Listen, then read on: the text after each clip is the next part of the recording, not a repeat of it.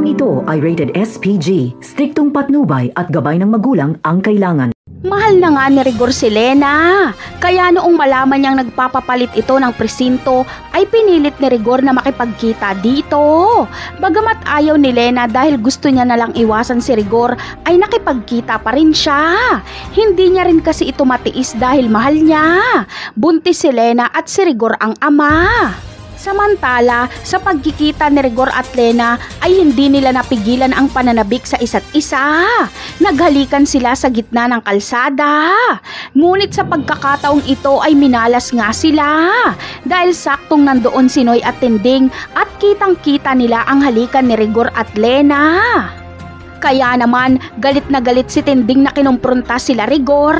Ayon kay Tinding ay sisiguraduhin niyang makakarating yun kay Marites. Hindi naman na nakatanggi si Rigor na may relasyon nga sila ni Lena. Habang sila Tinding naman ay agad pupuntan si Marites para magsumbong. Sa una ay ayaw pang maniwala ni Marites. Sisisihin niya pa si Tinding na gumagawa lang daw ito ng kwento. Kaya maiisipan nilang puntahan si Mando para tanungin ito. Alam kasi nila Marites na may alam si Mando sa kalokohan ni Rigor. At dahil ayaw magsinungaling ni Mando kay Marites, ay kukumpirmahin niya nga ang relasyon ni Lena at Rigor. Kaya sa galit ni Marites ay susugurin niya nga si Lena at Rigor.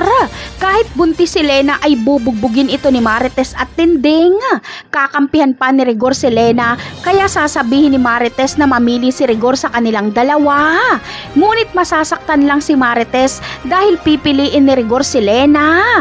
Anak niya kasi ang ipinagbubuntis nito. Napakarami pa nating dapat abangan sa mga susunod na episode. Paalam!